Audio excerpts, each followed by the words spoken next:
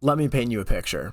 You've just picked up Destiny 2 for the first time. It's been free on Steam for ages, and you've heard a few friends talking about it, so you figured you'd give it a try. You create your first character, go through the new player experience, and then you don't have any idea of what to do.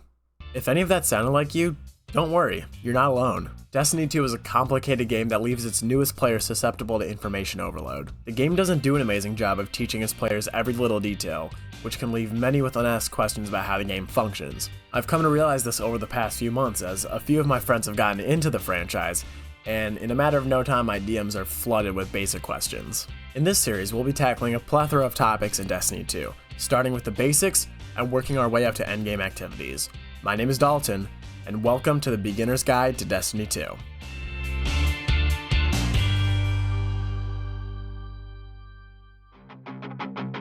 Alright, so you've got a fresh account, and before you is a seemingly important choice. You must pick what class you like to play. You've got three options: Hunter, Titan, and Warlock. But what actually differentiates them? Each class has a different set of abilities in their toolbox, which we're going to discuss now. Let's start with Hunters, who are identified by their cloaked or hooded appearance. In lore, Hunters are described as stealthy and mysterious. The same can be said for their in-game presence. Hunters are able to make themselves and their allies invisible, plant trip mines to catch enemies off guard, and use their signature ability, the Dodge, to get out of an aggressive situation quickly. Hunters also have access to a double jump, making aerial combat a common part of their playstyle. Now, let's move on to Titans, who each wear a loincloth, which is known as a mark. Titans are known to be resilient and strong. Think like your stereotypical knight in shining armor. They're also known to be melee crazy, and like to take a hands-on approach to many situations. When needed to, however, they're able to play defense incredibly strongly, thanks to their own signature ability, the Barricade. As for their bonus jump, Titans have what's called a lift, which acts similarly to a jetpack. And last, but certainly not least, let's talk about the flamboyant robe-wearing Warlocks. Warlocks have been described as warrior scholars in the lore, who are constantly seeking to further their knowledge of weird and wacky wizardry. Warlocks are also versatile when it comes to movement.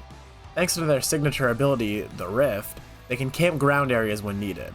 On the other hand, their glide bonus jump allows them to take advantage of airborne combat if the situation calls for it. Now, for the question I'm always asked, which one should I choose? Which class is the best? Despite what Guardian games might think, the answer is, well, there's no answer. Hunters, Titans, and Warlocks all have strong abilities and traits for both PvE and PvP. When you're making your first character, just pick whichever one looks the coolest, I guess. You can have a total of 3 characters. So, if you pick up Hunter and you decide you don't like it, you can always just create a Warlock or a Titan and try that instead. And just one quick side note before we continue. When designing your character's appearance, make sure you're happy with how they look. You're not going to be able to return and change these details at any point, so unless you want to delete and recreate that character at some point, make sure they look how you want them to. Now, every class has a pretty sizable inventory of abilities in its arsenal, but we're going to stick with the basics today. All players have access to a few core abilities: grenades, melees, class abilities, and supers. Let's start with grenades. Grenades are, well, they're grenades. I know that sounds stupid, but I mean they're grenades. Each one has a different ability and can be thrown to provide some sort of damage or utility. Every single class has access to the exact same grenades. I can use all the same grenades on Hunter as I can on Warlock or Titan. Be mindful when you use your grenade, however. After you use it, it's going to need some time to recharge, which could take anywhere from this time on screen to this time on screen, based on your build.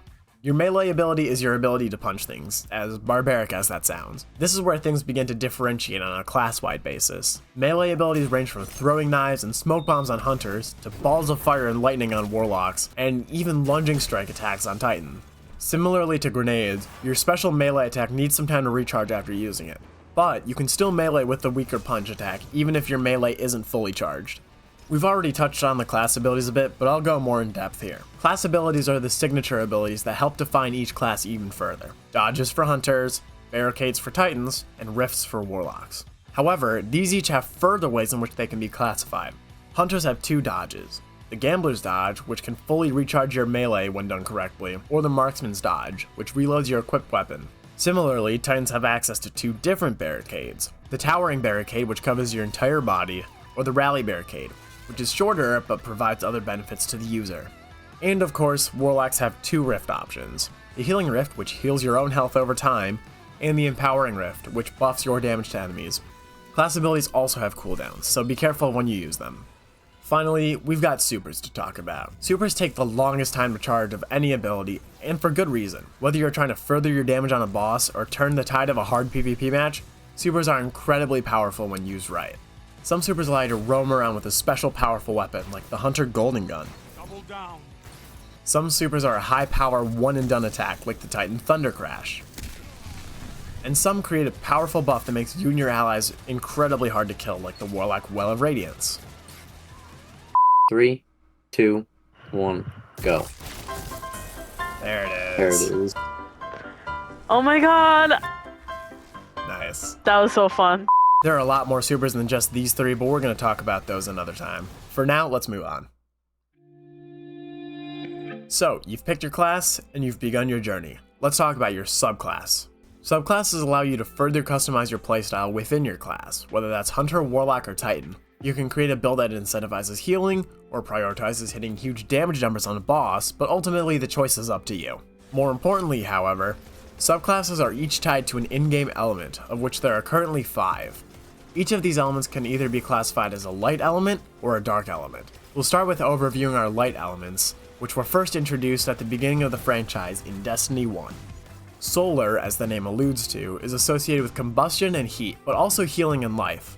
A big focus of Solar is affecting enemy combatants with a status called Scorch, which burns them over time. Affecting a combatant with enough Scorch will cause them to ignite or explode. Solar users also have access to a status effect called Radiance, which applies a standard damage buff. Arc users put an emphasis on going fast and disintegrating the most enemies around them. They typically have a strong neutral game with their ability to amplify themselves, which grants a generous speed boost. This is built off of with the ability to jolt combatants, which makes them emit bursts of lightning that can hurt other enemies. Needless to say, Arc is great when it comes to crowd control. While Void certainly sounds like it belongs as a darkness subclass, it's actually categorized as light. Void users enjoy playing around with gravity and black holes.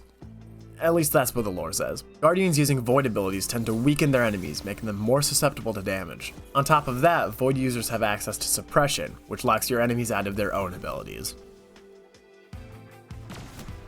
Stasis is the dark subclass from the Beyond Light expansion.